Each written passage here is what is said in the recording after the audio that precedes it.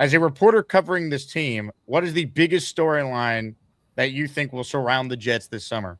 It's kind of two-pronged. On offense, it's how does this group look with Frank Reich? Can he be able to modernize his offensive scheme in a way that produces points at a high clip? Obviously, his offensive scheme got stale at the end of Indianapolis and with the Carolina Panthers, but he's got talent here. He's got three receivers that I think could be very, very successful because they all complement each other. He's got a running game that should be very, very good. An offensive line that I think has the potential to be a top 10 unit right away this season. I love what Armand Membu and Oliver Shawn have been able to do in the offseason.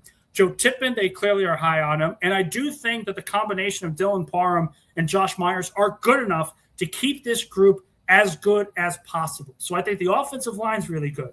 Can Frank Reich's scheme be modern enough to get this offense going early on? Last year in training camp, Jake, I remember the conversations we had.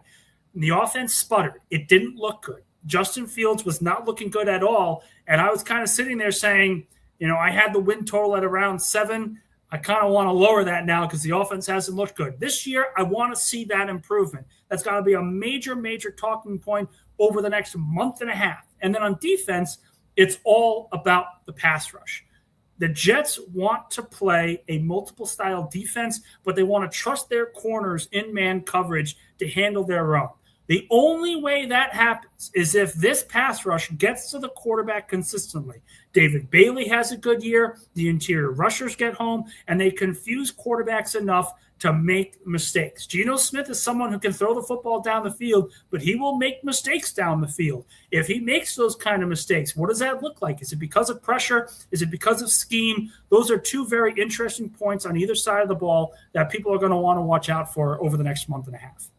The offense with Reich is going to be so interesting to watch because they have personnel that we all agree looks pretty good. Should be fun. They have some players. Like last year, if you think about it, they went into week 1 where their number 2 and number 3 wide receivers were Josh Reynolds and Tyler Johnson. Yeah, that was their number 2 and number 3 wide receivers. This year, it's Omar Cooper Jr., A.D. Mitchell.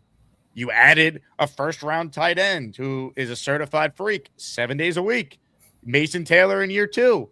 Priest was re-signed. He's here. Like, you actually have players here. Like, they should have a good offense. There's a path where this offense finishes top 15 in most categories. Like, objectively, because the receiving core is really good. And listen, we don't know what A.D. Mitchell is going to look like when the pads come on, but if he plays to the level and the talent that he has, the route running ability, the speed ability, the ability to take the top off of defense, that is something that complements Garrett Wilson really, really well. Garrett's a guy that's going to get open consistently and make plays when the ball is in his hands. A.D. Mitchell doesn't need that because he has the breakaway speed already to make a big play. You combine those two with a physical player like Omar Cooper, you have 3 wide receivers that complement each other in a way that the Jets have not had really since Santonio Holmes and Braylon Edwards were working together.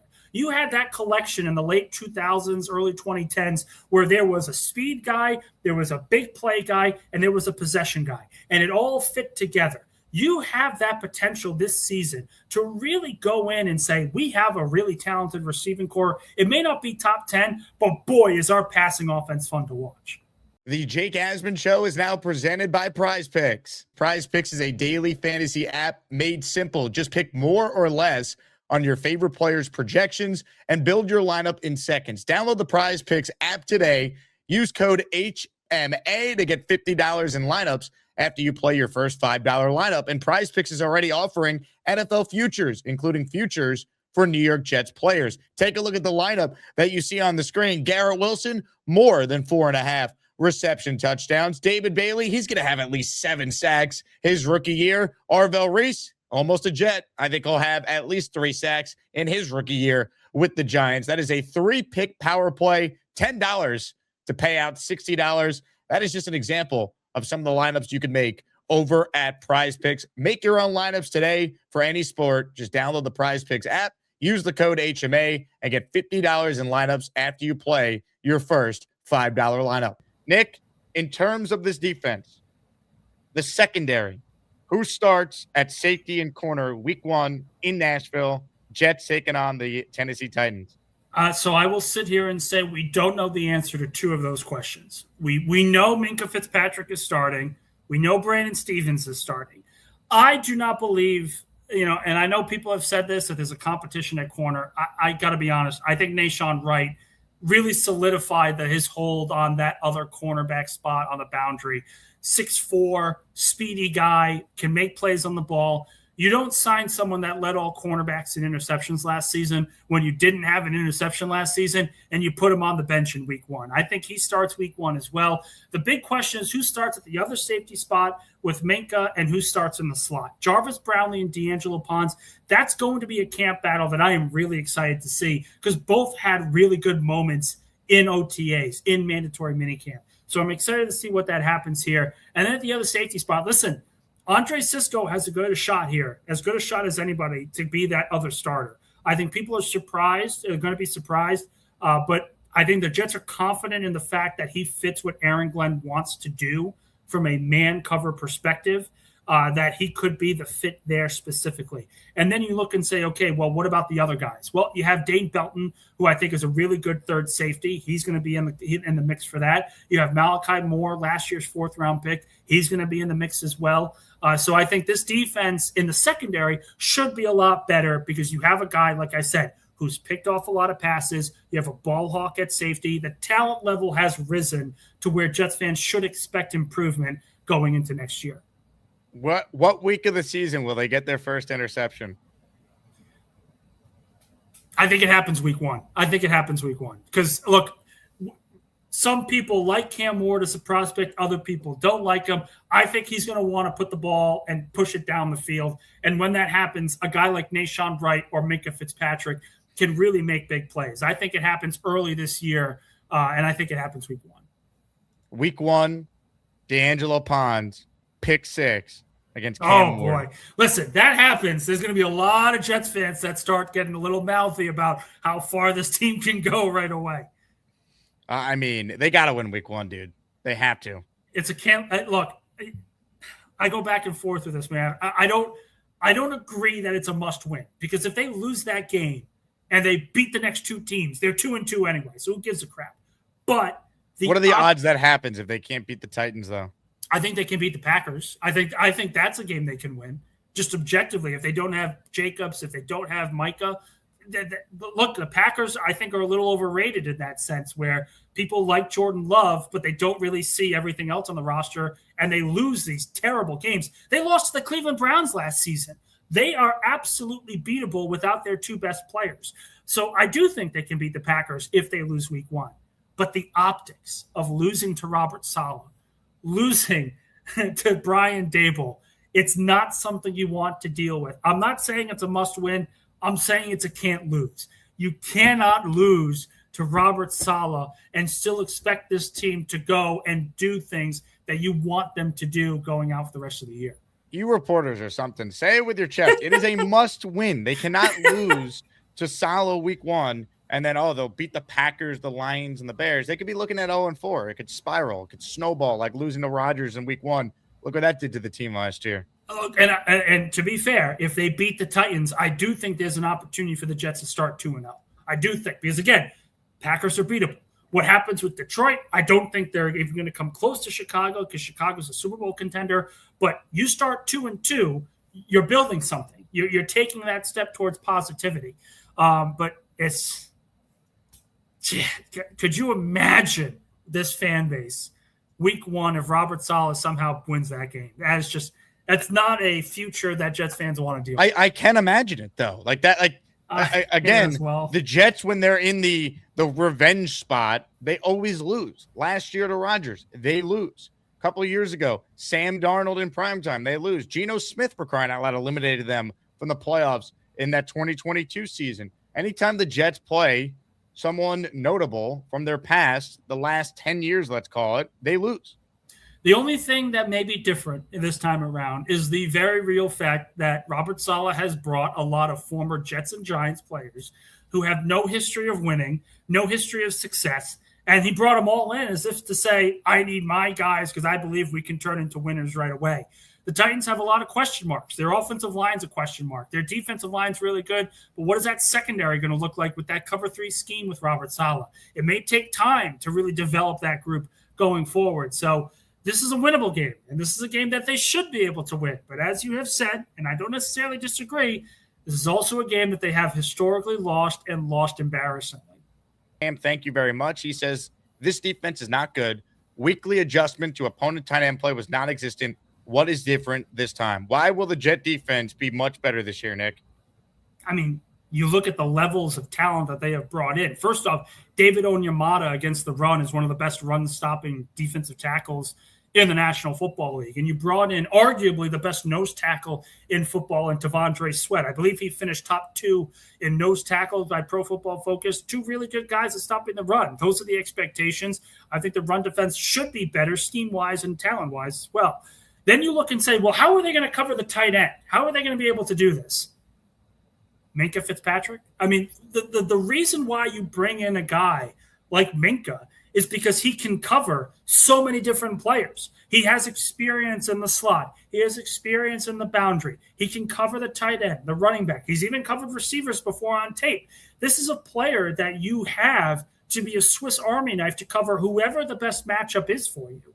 This is not the same Jets defense talent-wise than last season. It's completely different in that case. The real question is scheme. Can Aaron Glenn put these guys in a position to be successful, to maximize the talent on the roster? To sit here and say that this defense is not good or that, there's no difference from last season is completely ignoring the 2 major points that this team improved at, and that's at safety and that's at defensive tackle. They look completely different than last season. Yes, there are going to be questions about linebacker. Yes, there are going to be questions about depth. There's going to be questions about the pass rush. But stopping the run is all about getting the interior line figured out. Stopping tight ends is making sure you have 3 quality safeties that you can trust. And the Jets have both of those checked off in droves. So I don't know about that. I think Mink is still good. I think their other safety is a huge question mark right now. But with Dane Belton, who Pro Football Focus graded him very well. He's a very sure tackler. You can have him as a box safety to help with the run. You can have your defensive line. You can trust your defensive line should be able to stop the run this season. But when you have a player like Minkah Fitzpatrick, this guy solves issues by his presence alone. Ladies and gentlemen, a passionate Nick Faria. The talent's there. That's all I'm saying. Coaching staff. The talent is better. To me, Aaron Glenn had the quote, play calling is a superpower. It's on him, man. It's all on him. That will be one of the dumbest quotes an NFL coach has ever said if this defense stinks. I completely agree. And when he said it, I turned to you. I think afterwards I said he hasn't learned. There's no reason to say it. You've added more of an issue where if you lose to Kansas City and you lose in a blowout, everyone's going to talk about your superpower failing you. So again, I'm not sitting here saying that the defense is going to be top 10 or top. Play call is my superpower, really. I'm not going to say any of that. All I'm saying is the talent level is there to be a really good defense. It's up to the coaching staff to put this all together. Jay writes in lots of magnets on the Faria fridge. Yeah, we got a lot of weddings, a lot of. Where's your Jake Asman Show magnet? It's on here. No, it's on a washing machine. I put it on. It's all alone in our washing machine. We gotta get some Asmaniac magnets on there as well. Sam writes in, how many points do you see this offense averaging a game? I think league average. Is probably the expectation. They've got enough talent. The question is scheme. The question is Geno Smith and his decision-making. But what's the league average now? 24, 23 points per game? I think that's a safe bet at this point. Is that really what league average is? That feels so foreign as a Jet fan. Let me see. Like, is league like the Jets picturing them scoring 23 points a game is like, wow, that's 20, average. 23 points, 22.9 last season. I think the Jets can get there. They've got enough talent on the roster. The offensive line is good. Again, we talk about last season and how bad last year was. I pin a lot of it on how bad the quarterback room was last year. There were guys open down the field that the quarterback just didn't throw the football. And I think Geno's problem is not finding a guy and throwing him the ball. The problem is him going, that guy's in double coverage. I have the arm talent to get it there. Let's push it down the field. And then it comes into with interceptions and mental mistakes. But I would rather go down swinging with an offense like this where you're kind of growing and developing, make the mistakes, throw the ball down the field, make some big plays happen. But this offense, if the Jets had this offensive line in 2023, this receiving core in 2023, this quarterback in 2023, I think the argument can be made that they make the playoffs because they won 7 games with Zach Wilson as the starter. And they didn't have an offensive line. They didn't really have a collection of good receivers. There was just so many things that held them in the way when Aaron Rodgers went down. There's a lot of talent on this group where you can say, hey, they may not be a top 10, top 5, Sean McVay style offense. But can they put up points? Can they make things interesting? I think they certainly can. Chuckwagon says 23. Holy crap. I'd sign up for 20 per game. John LG writes in, I'd be so happy with 20 plus points per game. M123 says I'd take 14 points. I mean, again, the average being 23 as a Jet fan is like, wow, that's average. There are weeks the Jets couldn't sniff double digits. Listen, that 4 games last year, they did not throw for 100 yards passing. In the modern NFL, they did not throw for 100 yards passing 4 times. It's inconceivable. And Jake, I'll ask you the very simple question. Is Geno Smith an upgrade over Justin Fields? Yes. Of course.